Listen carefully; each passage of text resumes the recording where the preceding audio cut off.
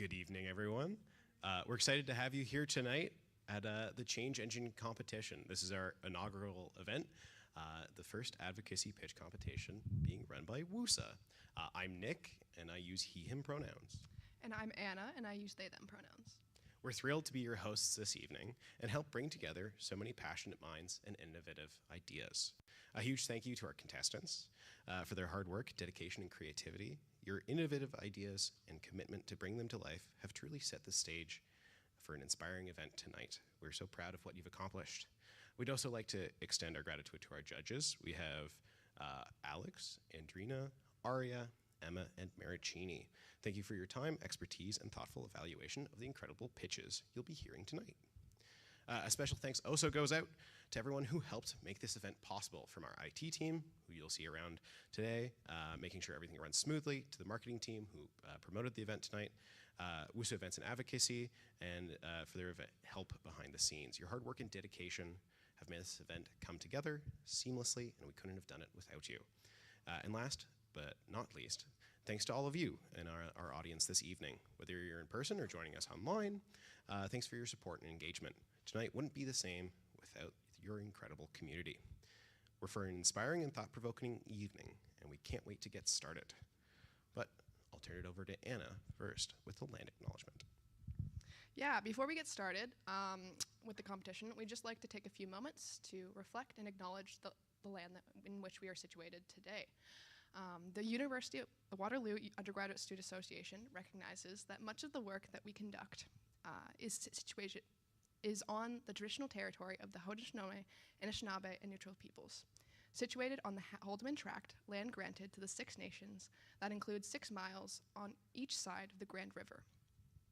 We acknowledge and champion the enduring presence and contributions of Indigenous peoples in this region and across Canada. This is an opportunity and a reminder for all of us to reflect on our shared responsibility for advocacy and reconciliation. We encourage everyone to think about how we can individually and collectively contribute to a more just, inclusive, and sustainable future. Now, on a personal, national, and global note, as we forge a path forward in this next chapter of personal, professional, and political life,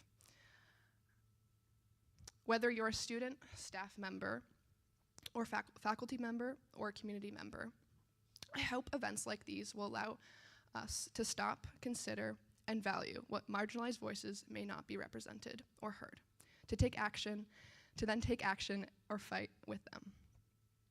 As great innovation, as we'll see today, and realities are just around the corner when we uplift and show mercy for the diversity of thought, identity, and experience.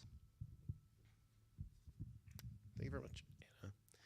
The Change Engine competition is all about innovation, creativity, and driving positive change. 6 groups are with us tonight and are competing, 2 from each stream, with a chance to win prizes of $5,000, $3,000, or $1,000. Every project has the potential to make a real impact, and it's up to us, the community, to support and uplift these change makers. Absolutely. We also want to take a moment to thank you all. Whether you're a student, a mentor, or someone just curious about the big things that we have offered to you today, we hope tonight is an event. This event will leave you feeling inspired and excited about the future. With that said, let's get the night started. We have a packed agenda, and it's time to hear from each of our brilliant contestants. Let's give them a big round of applause as they prepare to pitch their ideas.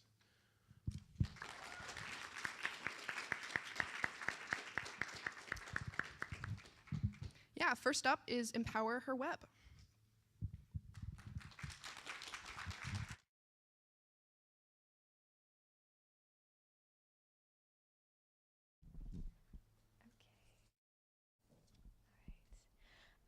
Good evening, everyone. Thank you so much for being able to join today. We are excited to introduce our initiative, Empower Her Web. My name is Tanbir, and my position is Events Coordinator.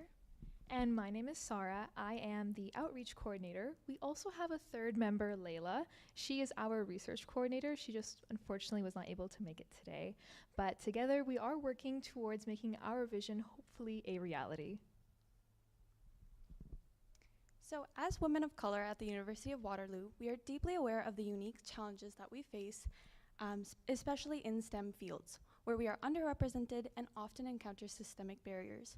Women of color in STEM are not only navigating gender and racial biases, they are also lacking in sufficient access to aligned mentorship, networks, and opportunities that could enhance their academic and career prospects. We aim to provide access to a support system for first and second year women of color STEM students to engage in mentorship with seniors, graduate students, and professors, so that students can see women of color in leadership roles, hear their stories, and become inspired.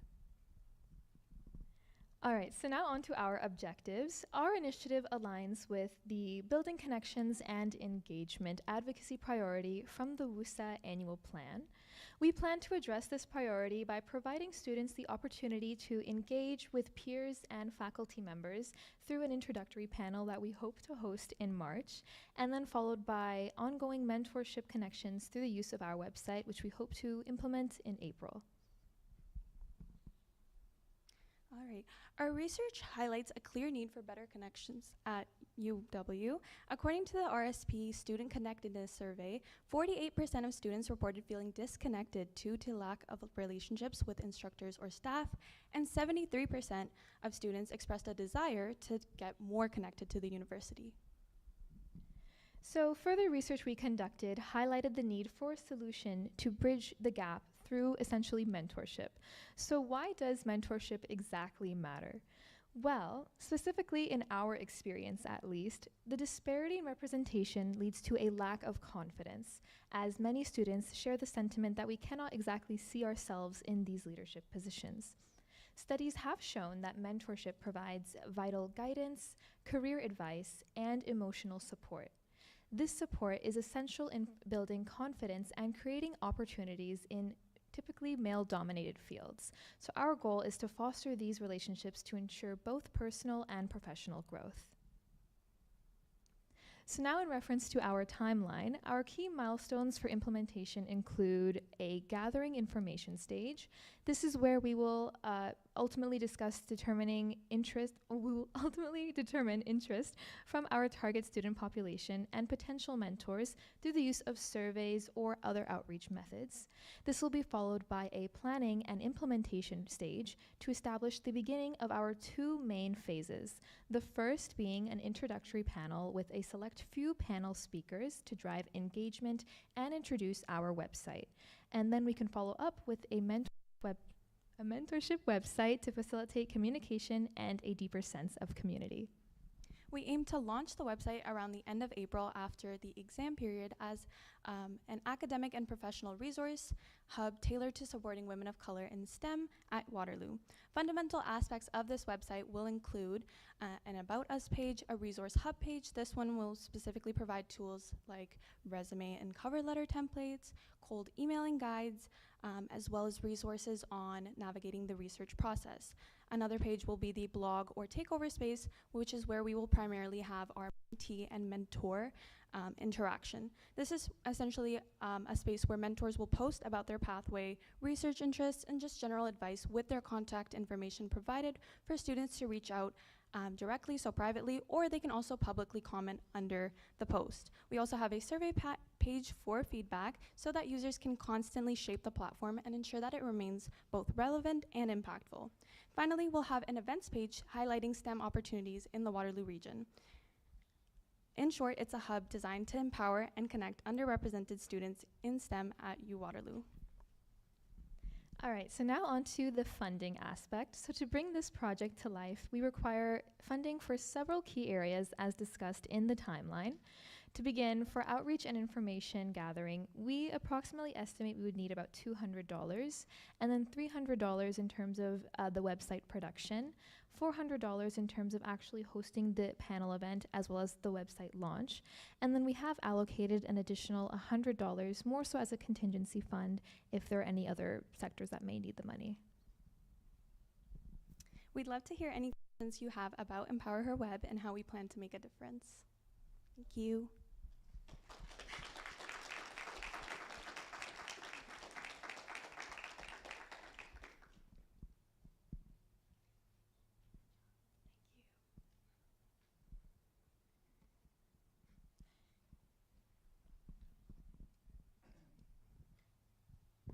Awesome. Okay, great.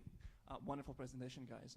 Can you tell me a little bit more about what's on this website, how the user face is going to work? So if I'm a student and I open it up, what resources can I access through this website that I can't get in other places perhaps, or not easily accessible? Yeah, sure. So what's special about the website is just the fact that it's a combination of a couple resources. There's a page specifically for, again, those resume templates, cover letter templates, things like that that are general to just the fact that Waterloo is a co-op school. Things like that are important to have. So it has that alongside that blog space for women in different various intersects of, I guess, careers as well as pathways who can discuss their experiences. And it just helps us kind of foster a sense of community for like a broader group. So I think that's what's important. And then just to add on, so in terms of like the layout, we do want to have more so like a navigation bar at the top, so that we divided with like an About Us section, maybe a section on events that we'd be hosting potentially in the future, both in Waterloo and also in the overall region of the Kitchener-Waterloo. And then also one particular link that would take you to our blogs, and then the workshops as well. Great, thank you very much. Just a little bit about the website section. Who's going to be maintaining it during the project and also afterwards, if that's something you're thinking about? So we've been speaking to somebody else about the website production so far, just because we know somebody who is more interested in coding, and we think that would be an opportunity for her. So she's been taking care of developing the website, but we would be maintaining it during that whole period after April, after it's launched. So just posting the blog posts, because we would be basically reaching out to mentors, and they would provide like a 250 to 500 word kind of page about whatever they want to add. And then we would be the ones posting it throughout those 4 months until August, when the project kind of ends. And I guess in order to make it more so like a long-term thing, we would be open to maybe expanding our team, and us initially would be essentially controlling the website, but would be open to allowing more people to join our team and kind of learn the backgrounds and see what our priorities are, and then they can probably continue to carry on with the website once we graduate.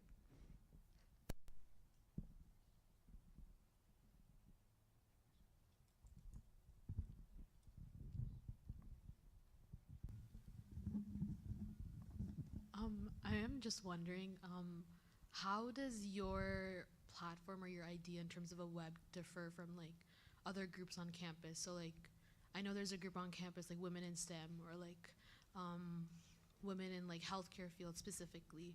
How does yours differ from that? Because I'm just wondering, in terms of like you're creating a platform for women of color in STEM, but like how narrow and target audience are you focusing on, kind of, in a way? Do you know what I mean? So, I guess we primarily, so of course, as you mentioned, there are women in STEM, women in healthcare. We kind of wanted to more so focus on the women of color aspect, and then, because we ourselves experienced from our first year the challenges that we went through, and just the lack of leadership opportunities we were unfortunately not able to really have. So we kind of wanted to kind of combine the fact that women in color, and then those specifically in STEM, just combine those two to make an opportunity for that. And just to add on, I think the STEM field is very broad. We personally are in health science, and so we're more focused on like the health aspect, but it's very important to kind of see the other STEM fields. We have a professor who initially started in electrical engineering, and she somewhere along the way found out that she wanted to do public health. So just being able to like expand people's horizons, like STEM is a big field, and I think there's a lot that we can learn from each other, and I think that's the point of kind of fostering that sense of community and addressing that WUSA priority.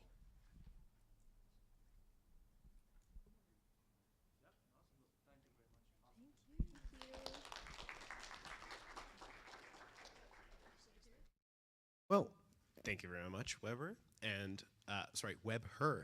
And while our judges take a couple of final notes before we have our second presentation come up, thought we should mention an honorable mention. While they weren't selected we did think very highly of their project, and we'd love to highlight the exciting project. Our honorable mention for today is Friday Zala, who goes by they, them pronouns, a 3A environmental science student with an interest in legal studies and human rights.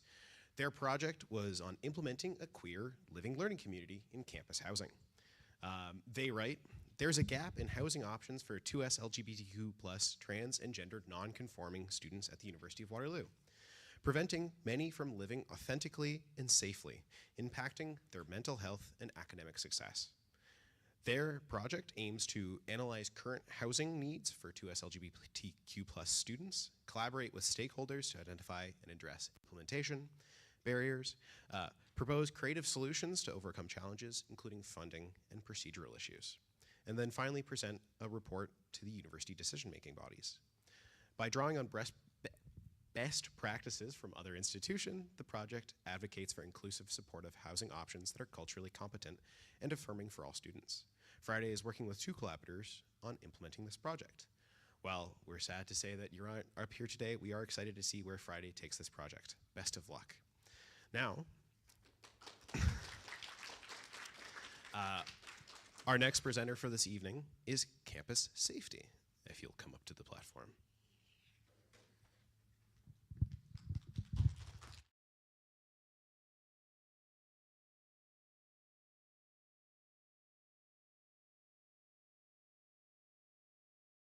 Hello? All right, I'll start now. Hi, everyone. My name is Katie. My pronouns are she, her.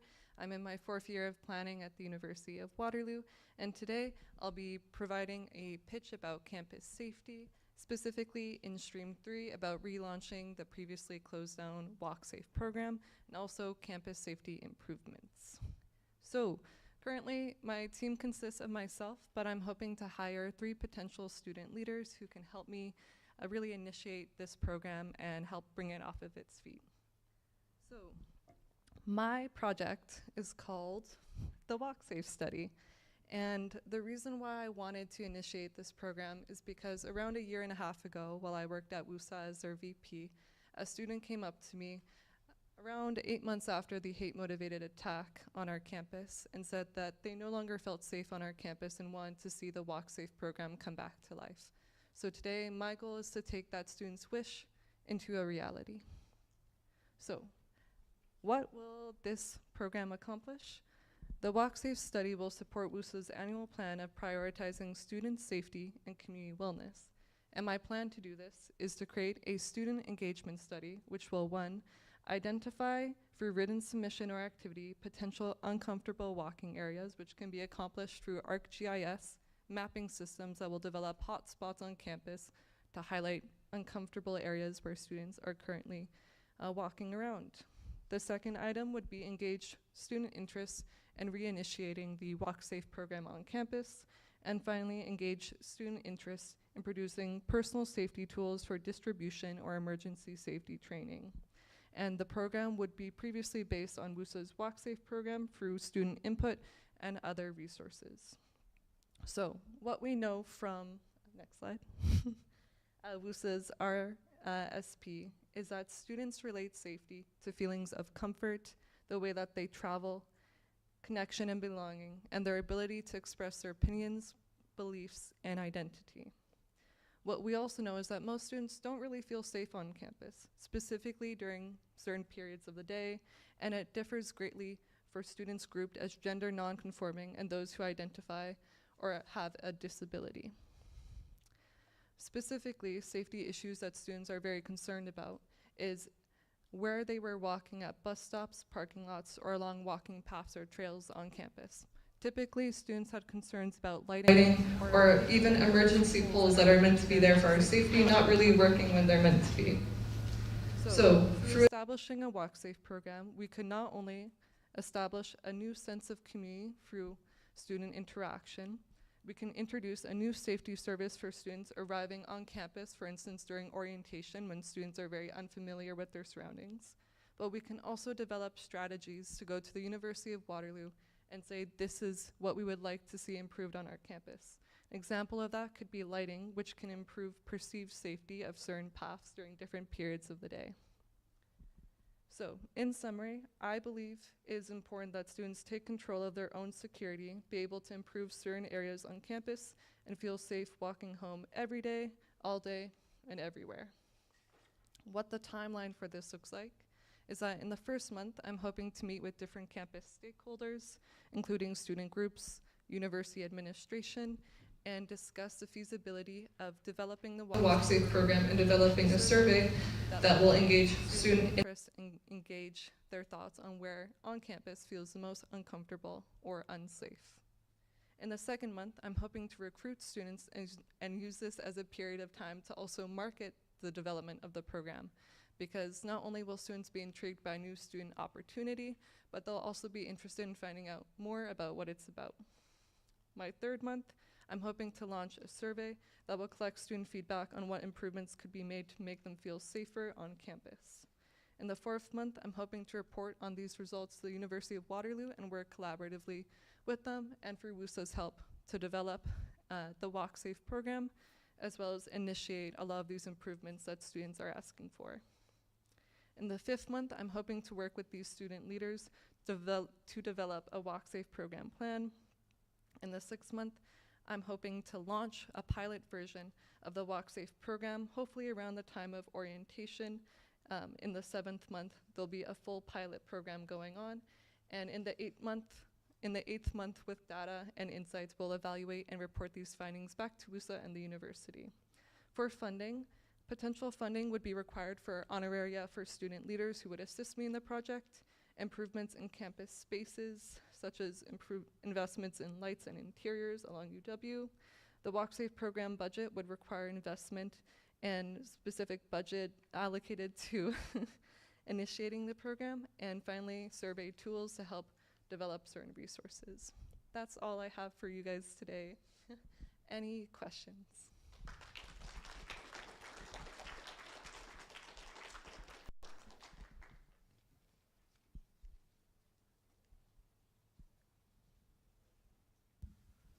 Hello, hello. Okay, it works. Awesome presentation. Please walk me through what are the key things you want to get out of it. So heat map is one of the things you told me about, but what were the other two specifically? So essentially there are three main items. The first would be reestablishing WUSA's previously closed down WalkSafe program, which was closed because of financial reasons and also capacity between WUSA and the university and special constables, so that would be the first thing. The second thing would be identifying or working with students to identify certain places on campus where they feel most uncomfortable, and an easy way to do that is through data collection. Through WUSA's help, I'm hoping to use ArcGIS to create these heat maps, which will highlight certain areas on campus.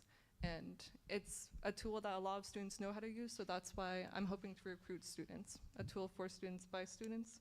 And finally, engage interest in if students want emergency safety tools as they walk around campus. Awesome. So the second two things sound very doable, but the first one seems expensive. So what's the plan to continue? And like, how's that $1,000 gonna fund it? You know what I'm trying to say? Yeah. I know exactly what you're trying to say. Since it's a pilot program, the main point of the WalkSafe study is just to test out if this type of program is viable within the first 2 months, specifically around orientation. So that $1,000 budget might go to walkie-talkies, might go to vests for student volunteers who would engage in the WalkSafe program. And then once we find data and specific measures that can measure the success of the program, like KPIs,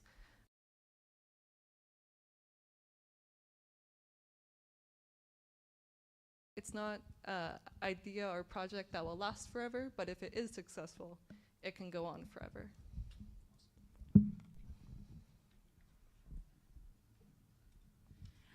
Thank you, Katie. That was great. Do you foresee any barriers to completing this by August? I think from my research and my findings, I've contacted a couple other university student WalkSafe programs already, and I've also contacted Sam from WUSA to also ask about her inquiries into the WalkSafe program. So far, what I've found is that student recruitment to help with Walk Safe programs is currently on the decline, and that might be a expected challenge. Marketing of the program might also be an expected challenge because it's a new service. People will be wondering what it is. But ways that I plan to overcome that is to work with WUSA and UW more collaboratively, and also, I guess you could say, do my utmost best to really bring student attention to the positive influence that this program will have.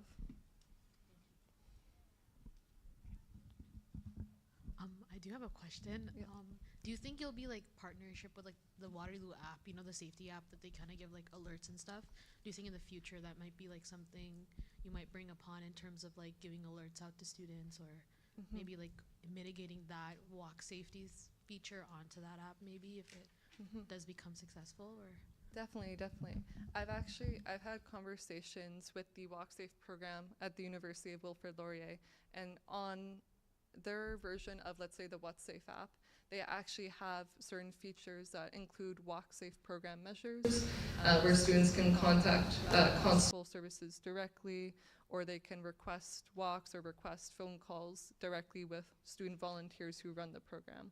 So ideally, through starting this collaboration and those initial discussions with the university, we can see if this can become a long-time feature of the What's Safe app and continuously build upon it for student safety in the future. Hopefully that answers your question.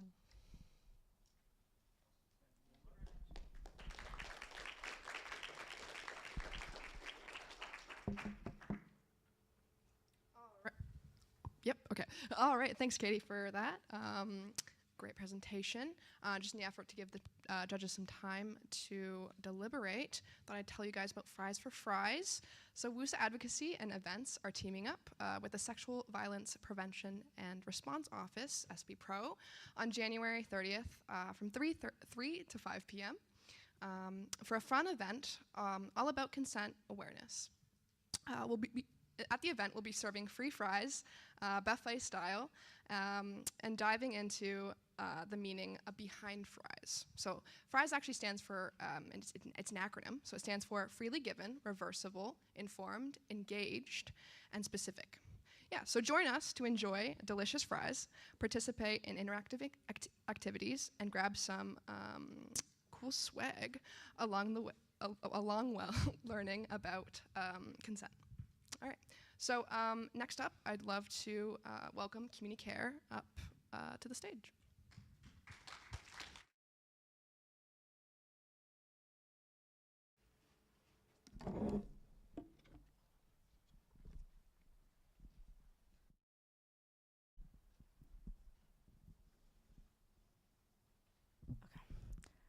Communi-Care, empowering food security among international students. So my name is Isra. And we also have two community members who are not here with us today, and their names are Isabel and Carthana. So our goal is to reduce isolation as well as to combat food insecurity among international students at the University of Waterloo.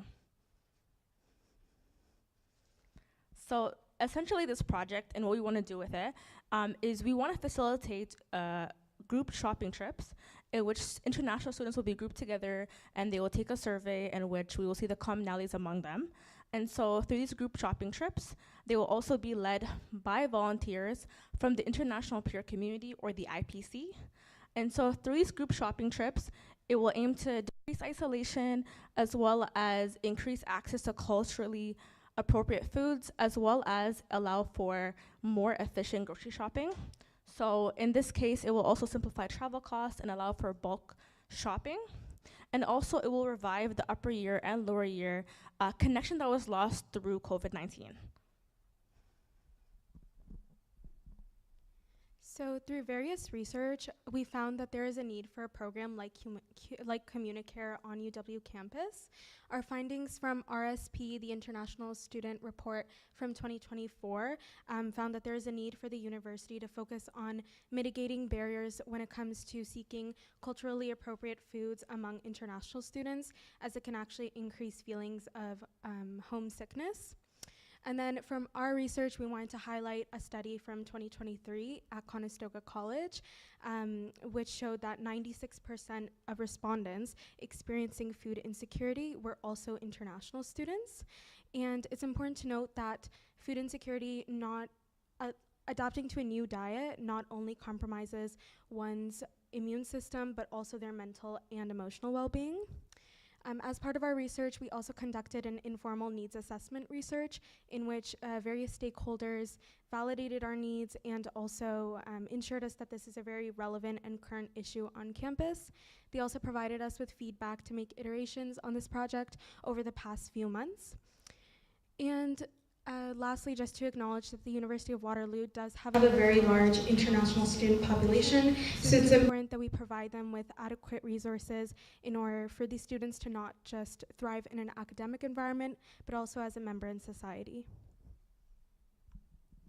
Yeah, and in terms of timeline, beyond today, we intend to first connect with the international peer community, or IPC, here at the university to help recruit 3 to 4 volunteers. Announcements during these big IPC events that already garner a lot of participation from the international student community would be important for spreading awareness and will allow us to leverage that exposure to reach the students that we hope to reach. We would also look to hold an info session for the volunteers we end up recruiting. Then, in February, we would open up registration where students submit a form detailing their dietary preferences, housing location, budget, and availabilities. And these students would be divided into groups by the volunteers where they would be based off of their preferences. And these volunteers would also initiate communications and determine logistics of their first group shopping trip. This first group shopping trip would essentially entail group members meeting up with their volunteer, traveling to the store together, purchasing the groceries in bulk, and dividing it in the most logistical manner. And essentially, this would be an opportunity for them to even explore new food options and also foster relationships with one another. These trips would occur bi-weekly, and it would also be followed up by a post-trip survey each time, with the purpose of making this an iterative process where we continue to identify the challenges and successes throughout the course of the program. It's also an opportunity for students to suggest improvements, let us know what's working, what's not working, is this even helping them? So yeah, and then we would analyze this feedback, and it would allow us to implement changes that could potentially address these identified challenges.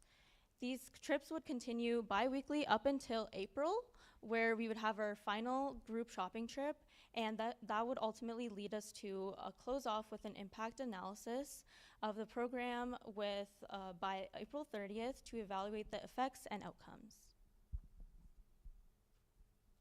So here we have listed how we would spend the $3,000 of funding, starting with compensating our volunteers for their commitment and their efforts. This would be $700 for each of the 3 volunteers and will total in $2,100. $100 would then be allocated towards marketing, which will include a Canva Pro account and the cost of printing posters. The remaining money would be spent on end of term social event and also any post survey stipends. We would now like to welcome any questions.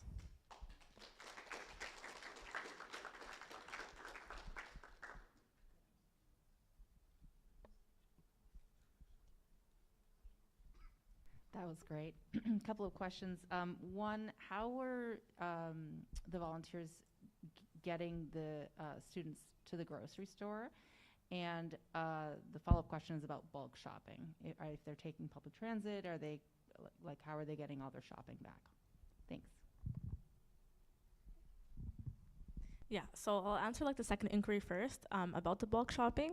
So we had gotten this inquiry before, and essentially our plan and idea was that because Uber is something that is so common, we thought that these students would be able to utilize Uber, and in that case as well, they're able to also like share the cost of Uber, because one of the aspects of our survey is to also link students who live in similar regions within Waterloo.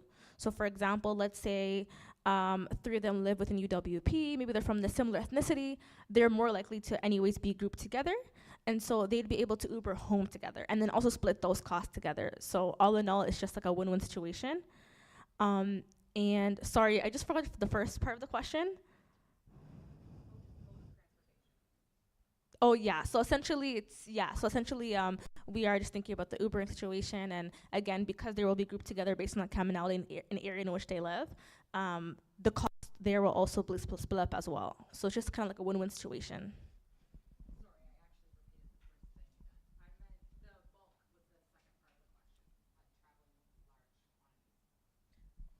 Yeah, so again, with that as well, like because they would live within similar residences, again, the operational mode would be, through Uber, and so the Uber would, of course, come to the grocery store and help pick them up and take them to their residence. We thought the idea of, I know that within Waterloo, we're able to use our student cards to travel. However, we knew that wouldn't be feasible because of how big shopping is, and as someone who also lives away from home, I understand that feeling. So again, like them Ubering and them splitting the cost of the Uber is also like a big deal as well. So that would be our idea of mode of transportation, and the volunteer would come with them as well, especially for the first shopping trip. So they would come with them first to show them around, make sure they're comfortable within their group, and then eventually, if they get comfortable enough, they're able to go by themselves on those group shopping trips, and will be able to also schedule in that portion as well for themselves based on their own best schedule. Awesome. Thank you very much, guys. So, quick question here for you folks. Over half of your cost is going to staffing, pretty much, volunteers and folks. So, what is the product that the rest of the money is going towards exactly? Is it a survey? What is the product we're getting out of this? So, the idea for the remaining money would go towards, like, for example, end of term event, like a potluck, which would help kind of promote the international peer community and the community within the separate groups themselves, and also promote, intercultural relationships. And the whole thing is centered around food, and that's kind of the whole, purpose of this program. And also, we also mentioned post-survey stipends, which would kind of go towards, that additional motivation to provide us with relevant feedback, so that, we're not just getting generic answers, and also we're able to, take that and use it forward.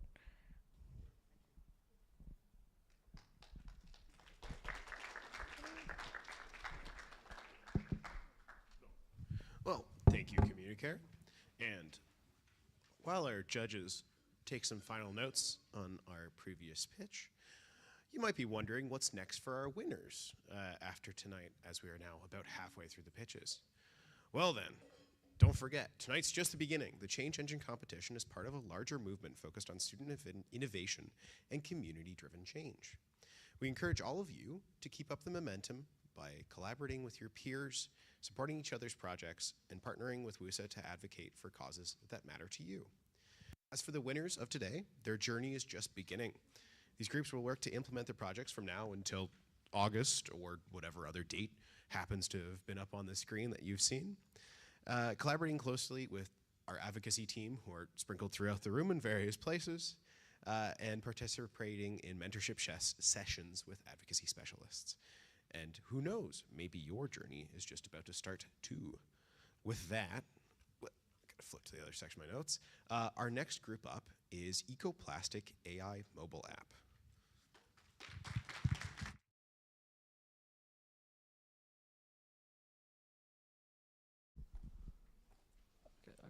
Okay, so hi everyone. My name is Dev Katyal, and today I'll be presenting to you EcoPlastic, a mobile app designed to counter plastic pollution all across North America through AI.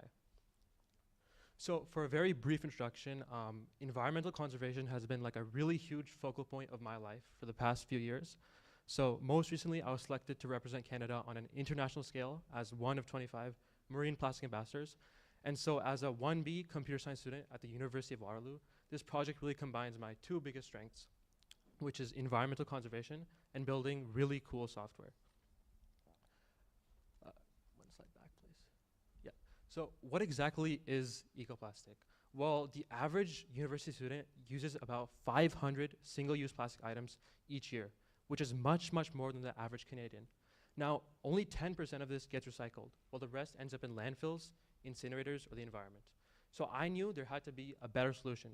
So I created EcoPlastic, a mobile app that rewards you for recycling through the power of AI. So how exactly does the app work? Well, the first step is just to open the app and click the scan screen. Then what happens is the user uses their smartphone camera to take a picture of a plastic water bottle or some other kind of plastic item.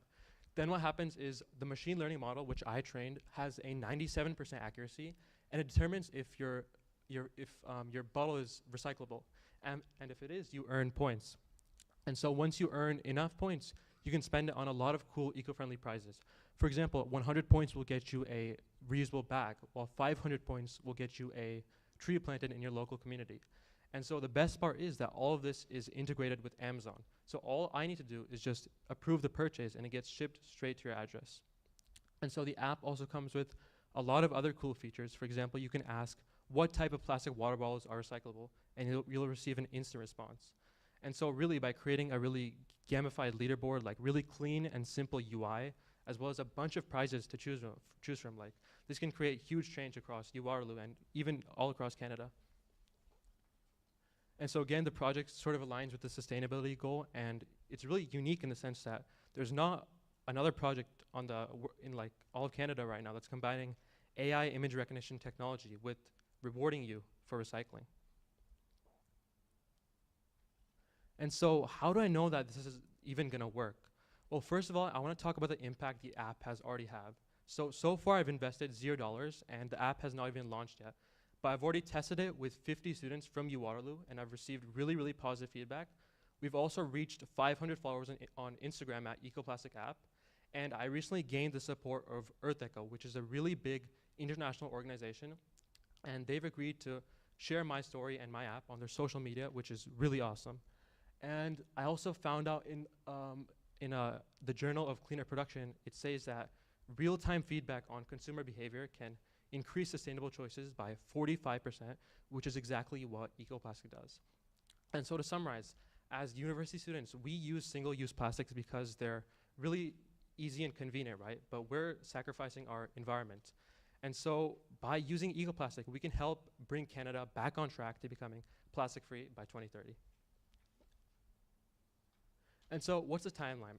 So from January to February, I'll be launching the app, launching the website, and also hiring a professional beta tester just to make sure there's no bugs and everything is smooth. And then from March to April, I'm gonna launch a campaign called Plastic Free Pledge, and it's set to impact about 2,000 students across the Waterloo campus. I'll also be distributing posters, 200 posters across high traffic areas, for example, SLC. And I'll also be putting a lot of funding into Facebook and Instagram ads, which are gonna really impact like close to 10,000 people. So that's a really big thing.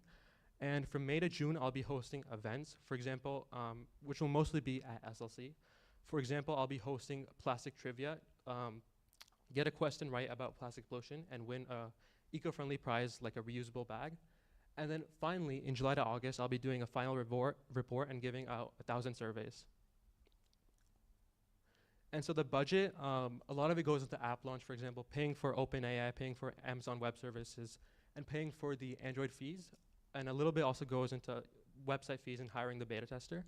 And in terms of advertising, it goes into 200 campaign posters, 50 pamphlets, and the social media advertising. A lot of it also goes into events for paying for like banners, decorations for the booth. And the bulk of the funding actually goes into prizes. So I really want to go like full enough onto the prizes and provide as many students like a chance to get involved.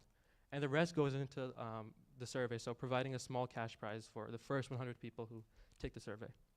And so I think that what really allows me to launch this app is just my experience in both, like having that experience in software and shipping apps, but also having that previous experience in environmental leadership, like serving as one of 25 marine plastic ambassadors, but even having connections to organizations like EarthEcho and OceanWise. So I really think that I can really scale this project and get it to 2,000 users in the next few months. So if you have any questions, feel free to ask.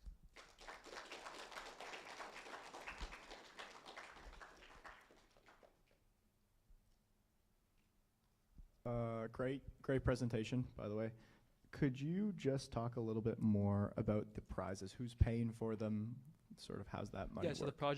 the prizes will be coming, they cost about $1,000, and it's like a lot of prizes, so like 200 cookies, like around 300 water bottles. So I really want to distribute like a lot of prizes just to get as many people involved as possible. And it is all coming from the funding from the change engine. Also talk a little bit about the point system and those prizes as well. Yeah, for sure. So for each successful scan, you get about 5 points, and there's a limit on how many scans. It's 1 scan per day. And so for you to win a reusable bag, you would need to scan something for 20 days in a row. And so the prizes, they're also coming from the funding. And so the more scans you do, like the better the prizes get.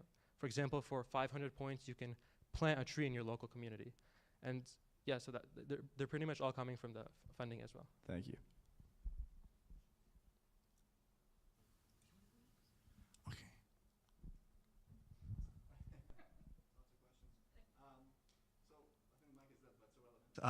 Oh, there we go.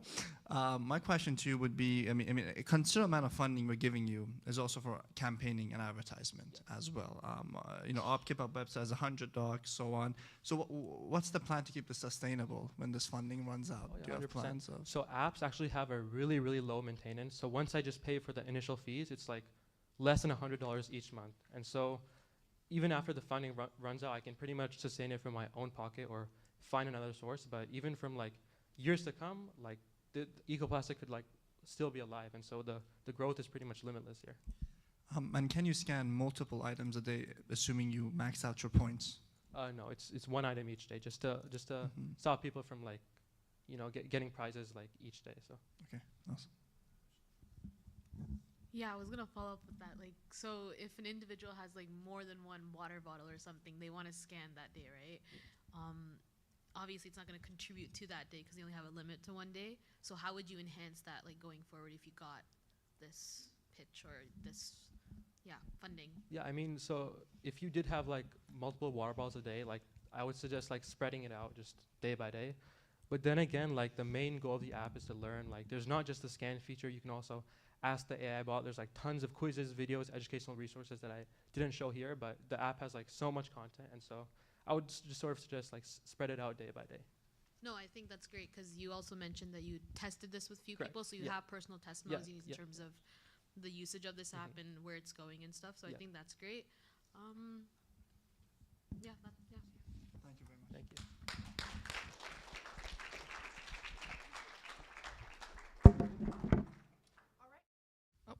All right, thank you, EcoPlastic AI mobile app. Before we call up the next group, I just want to take this moment to highlight some important resources that are available to us students. Many of us are renters or living away from home, so it's essential to have tools and knowledge to understand our housing rights. So we encourage you to check out our advocacy housing playbook on WUSA.ca under the advocacy section. We hope this resource empowers you, provides useful tips, and guides you to the support you may need, whether you yourself or you know someone who needs it. So next up, I'll call up WYGO.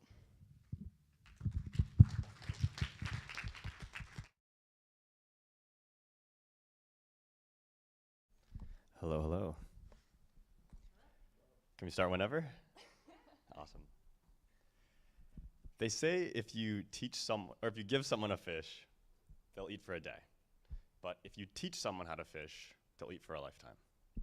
And we think the same applies to community building. If you give someone an event, they'll have fun for a night. But if you teach someone how to host, how to build communities around them, they will have community for a lifetime. So we're WYGO, and oh, you want to do No, that's okay. Sure. We're WYGO, and we're aiming to build a accelerator and support system for early stage community builders who are curious but don't necessarily have the tools in the places they live to be able to scale up their ideas and make them possible. A little bit about our team. So Chris and I have been working together for the past 4 years at UW on various technical and community-oriented projects. We've both been significant contributors to something called Socratica, which is a student nonprofit that has hosted over 3,000 students over the past 2 years at weekly co-working sessions where they can work on their independent passion projects. We've also been coaching people from afar in over 30 cities across Canada and the world on how to spin up similar co-working sessions and organizations in the cities that they're from. And through all of this process, we've also been living in different cities on co-op terms. So we've experienced the pains of being in a place where you don't know anybody, where you have no tools or infrastructure to hook into community-wise. We've also helped other people start things up from scratch. And that persistent thread, especially after the pandemic, watching people try to rebuild community, is really what motivates us to focus on not just the problem at the face value of hosting events, but teaching people to have that more widespread impact. Awesome. So what are our goals? So for this term, our main goal is to run 4 mystery events and build out a platform to support these events. So what are mystery events? Well, we want to run these events that are essentially a surprise. The people who are hosting it know what it is, but the people who are signing up don't. So this de-risks the event for the people that are coming. They don't know what to expect.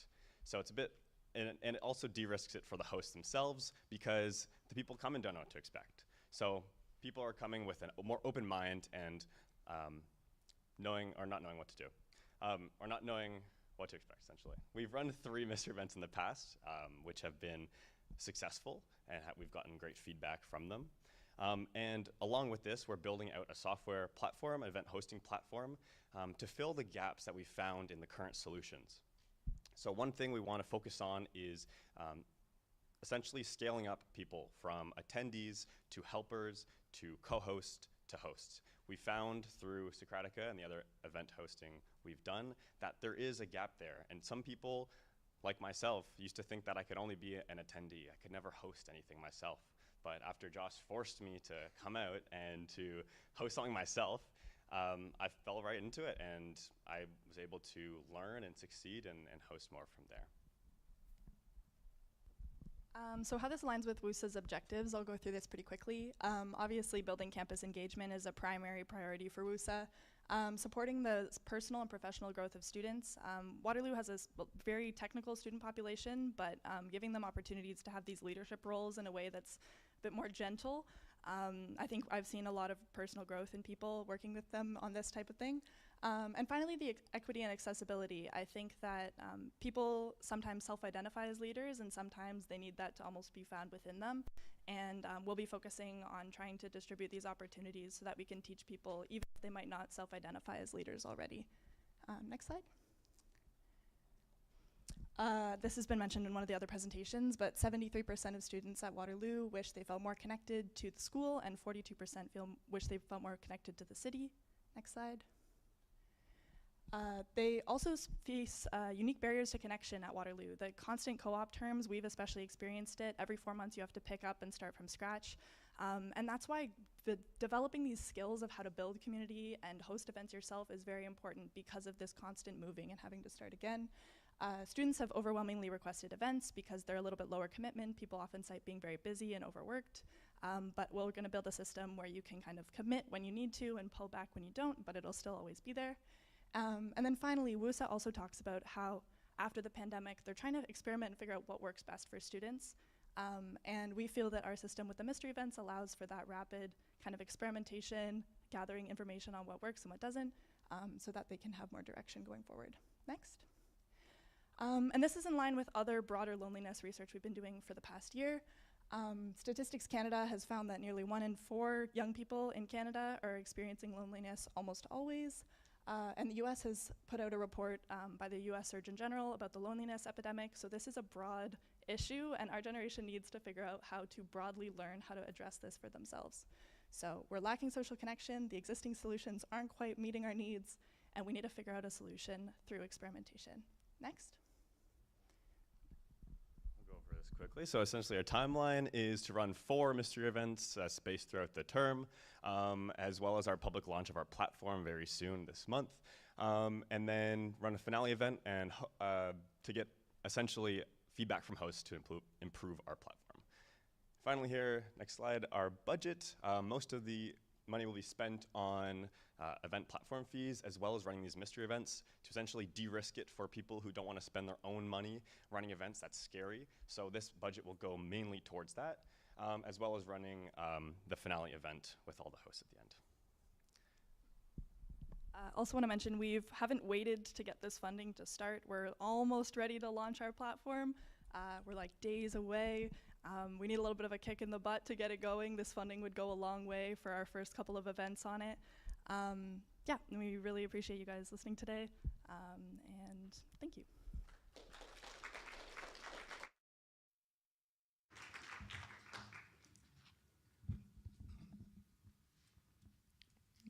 Awesome. Thank you very much, guys. So it's a social platform where folks can put events and other people can attend those events, but I don't know what those events are, just from my understanding, right? So do you have an example of what these mystery events are? Yeah, so the lowest risk thing for a host to do, we've kind of tested and theorized, is where there isn't a pre-existing expectation from the attendees on what they're walking into, so they're very open and receptive to whatever the host has to improvise in the moment if things aren't quite working out. Our first 3 mystery events that we did, one of them was we made people make fight scene movies. We randomly paired them in groups, and they went and they filmed and they did little, like kung fu style type of thing. We did one that was a makeshift Olympics. We went to WCI, which is a school down the road, and we made people compete in various dodgeball type games. We can't tell you what the upcoming one that we have planned is going to be because it's a secret. But yeah, people have had, we've consistently heard feedback that even from the attendees, when they don't have that pre-expectation of, oh, is it going to be fun? Like maybe I don't actually want to do this. They just have to show up, and that's a big driving force for getting them out of the house in the first place. So we've seen benefits on both sides. Another thing to add to that, our platform won't just be for the mystery events. It's kind of our way to pilot the platform, to learn from the events that we're running so we can add features that people really want from their feedback as well from our experience running the events ourselves. But the goal for the future is to have hosts on the platform doing their own thing, running mystery events if they want, or just running the events that they want to throw. Just a question. Do you guys have like a limit to how many people come to each event, or is there like a certain amount of, you prioritize like certain number of students, like these people could come and like, or is it just open to anyone to come in kind of thing? Yeah, so for the first few ones, it's limited by essentially just the hosting capacity. It's like too many people, trying to corral them, it's difficult. So around 30 people for a mystery event, or like 15 to 30 people is the sweet spot. But the goal for the platform is kind of to be as large as you want to make it. So with Socratica and other events, we've noticed that there's, as you scale, it becomes a lot harder to manage everything on Google Sheets and Google Documents, with especially as you're building a team out. So the goal of the platform is to kind of allow that scale to happen, to go from 30-person events to 50 to 1,000.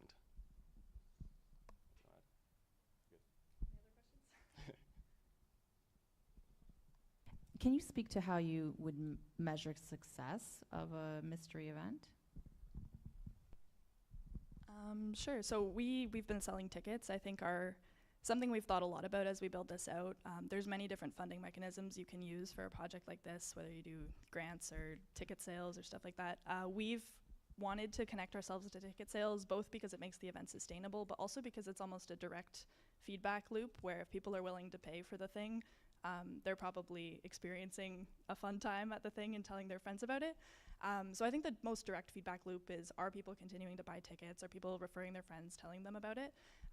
That being said, we've received feedback directly from people attending events. I think another thing that we want to really pay attention to is, are attendees wanting to then be helpers, wanting to then host? Because our primary goals are to teach people how to kind of grow into leadership positions. So if people just keep coming back as attendees and that's all they want, that's great. But I think the primary success metric is, are we converting people from just participating passively to becoming active contributors to communities? Add one thing to that. Also, another way we measure success is how fast people sign up.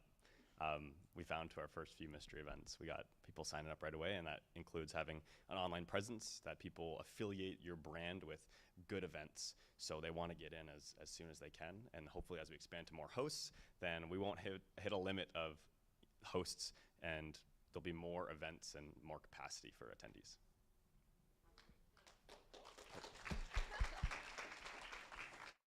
Well, Thanks, guys. Yeah, it's fine. Thanks, WYGO. In a moment, we'll be calling up the Living Archives, but first, to give judges some time to write stuff down, I'm talking about the Advocacy Toolkit. It's an upcoming service provided by WUSA, which you can get early access to. We're excited to introduce the new resource to help you build your self-advocacy skills, whether it's yourself, your peers, or the campus community. This guide will help you create an advocacy plan, build confidence, and drive positive change at the University of Waterloo and beyond. Advocacy is all about making your voice heard and improving the student experience. This resource will be available on the WUSA website soon, but you can see it first by signing up for early access at the WUSA table with all our resources. Is that the one outside? I think that's the one outside. The one outside right there. Oh, it's even closer. It's the one inside. Sign up today and get exclusive access. With that, we're on to our last presentation of the evening, I think, which is the Living Archives.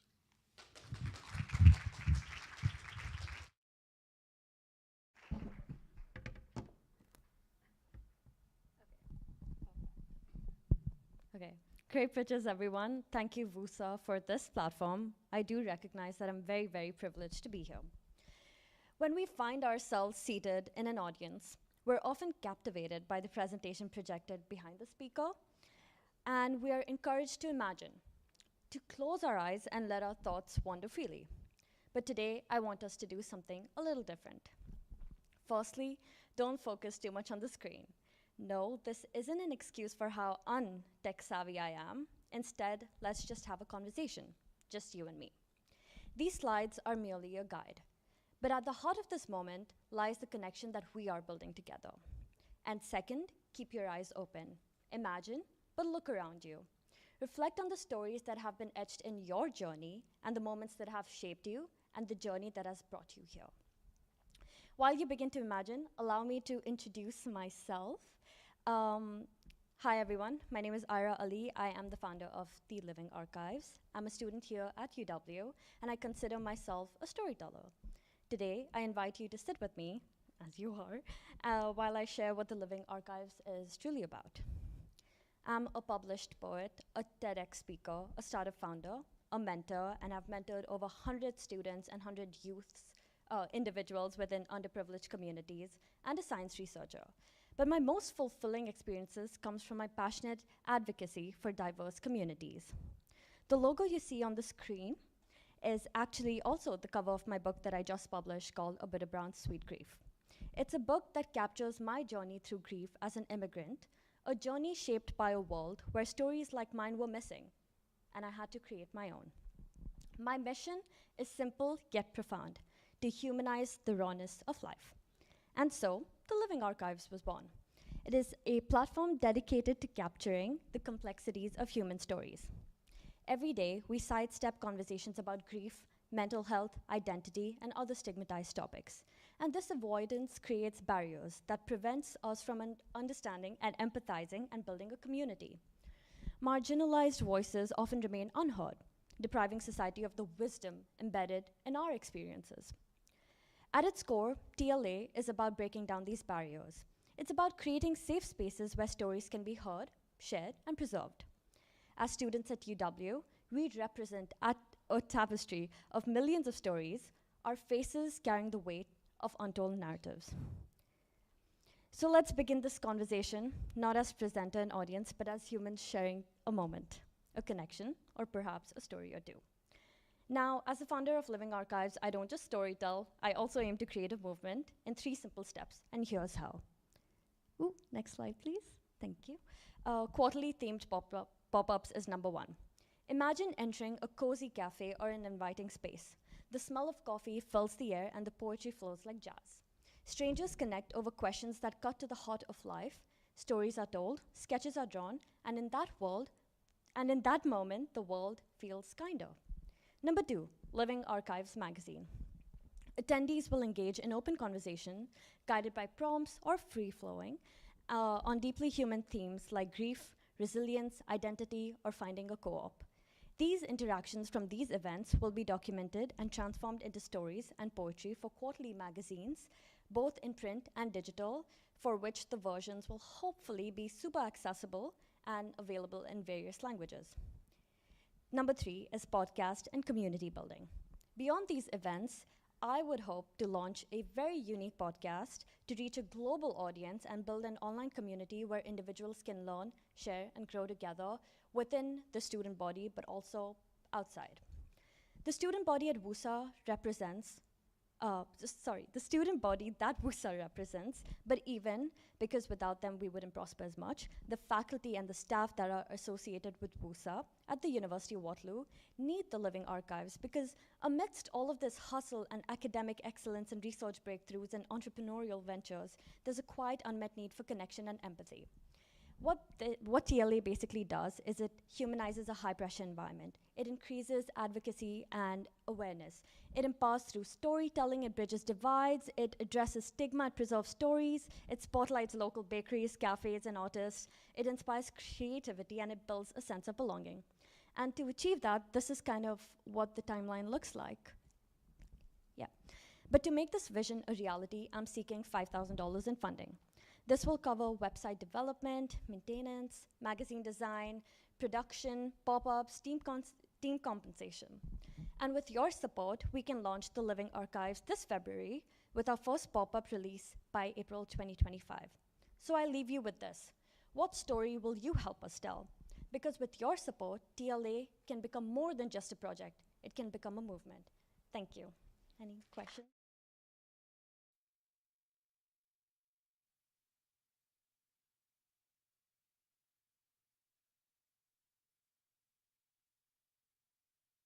Not a tech-savvy person. Okay, thank you very much. What is the product here specifically that we're funding? If you can maybe simplify it for me a little. Yeah, of course. So basically, the idea is to have pop-ups in a quarterly manner. So maybe 3 times a year, and basically based on the conversations that take place around those themes that are for those quarters, within these pop-ups, I basically create a magazine with the help of local artists to spotlight the stories that kind of go unheard within our student body. Okay, beautiful. Awesome, awesome. Thank you very much. No worries. So with this like quarterly pop-up thingy, you said that it would be mostly on cafe locations. Yeah. But are you planning to like diversify the locations maybe? Because I feel that having that repetition doesn't really give an individual, it gives like very like a similar experience every time if it's a repeating individual that buys a ticket, but also just in terms of it feels like they're just coming down to read each other's stories. Are they like are they sharing it as well verbally? Maybe are they doing that as well, or it almost feels like kind of like I wouldn't want to say a book club, but it's kind of giving that vibe in terms of like how you're presenting it, but yeah, like you can go more into detail, like as to like give me more explaining. Yeah, of course. Thank you for the question. So it doesn't have to be at cafes every time. I also mentioned like small spaces or just very intimate spaces where you can have, where you're comfortable sharing a conversation. You come in with your own story. It doesn't have to be something that is truly drawn out of your life, but something that you resonate deeply with and you think would make a great story in the magazine as well. I think the main purpose of the Living Archives is to make sure that themes that we truly do not discuss about within UW, within the student body, within marginalized communities, are like spotlighted. And I think that's very, very important, because in order for all of us to be here and to be this privileged to be able to be here, we've had to like own our stories too, and to share them only makes our community stronger. So that's kind of like the idea.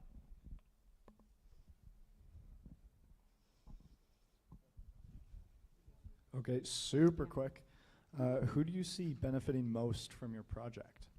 I think marginalized communities. I think people who look like me. I am very privileged, don't get me wrong. I am an immigrant, but I'm very, very privileged. But people who look like me, people who are trying to make sure that their faces are recognized, that their voices are heard.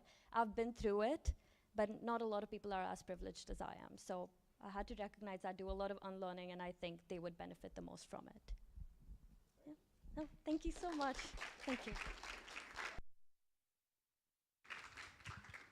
All right, thank you, Living Archives. It's a great way to wrap up the incredible presentations. Now we'll ask the judges to finalize their notes and step out of the room to begin their deliberations. And in the meantime, for everyone else, if you take a look around you, specifically at the back of the room, we have food and refreshments available, if not now, at least incredibly shortly.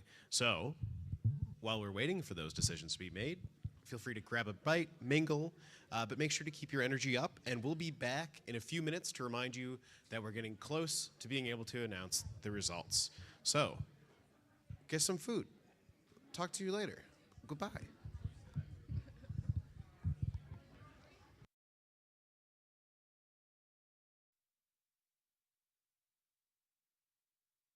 Well, thank you for your patience, everyone. We come to the moment we've all been waiting for, the announcement of the winners of this year's Change Engine competition. First off, we'd like to say that every single contestant tonight showed incredible passion, drive, and creativity. You should all be proud of the work you've put into this. Absolutely. You're all change makers in your own right. But now let's get to the fun part. Our judges have made their decisions, so let's find out who takes home the top prize. So I'd love to welcome Alex to the front, and we'll get started.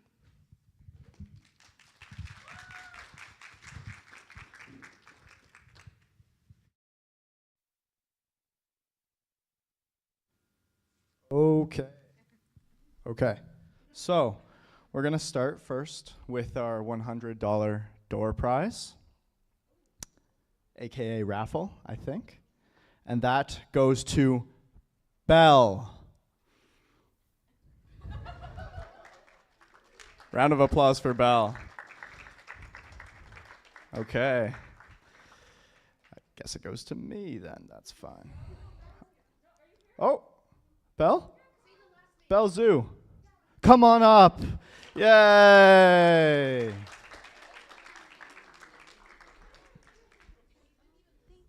You're welcome. Hey, don't spend it in one place. I won't.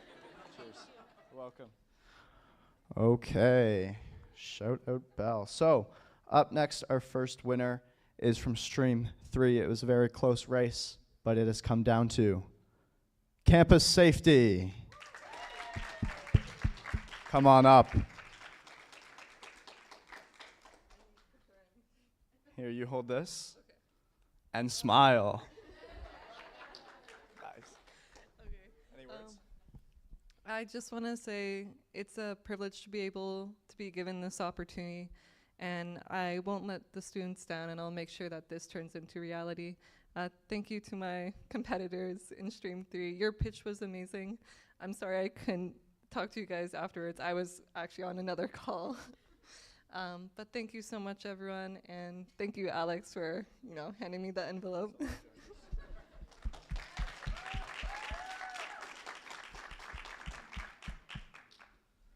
Okay, so our Stream 2 winner, very intense as well, comes down to EcoPlastic AI.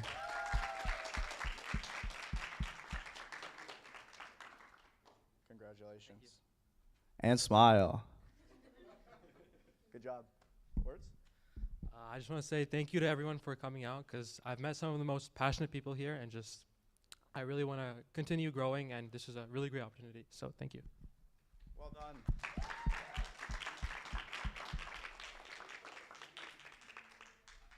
And finally, Stream 1, closest showdown of them all. WYGO, come on up.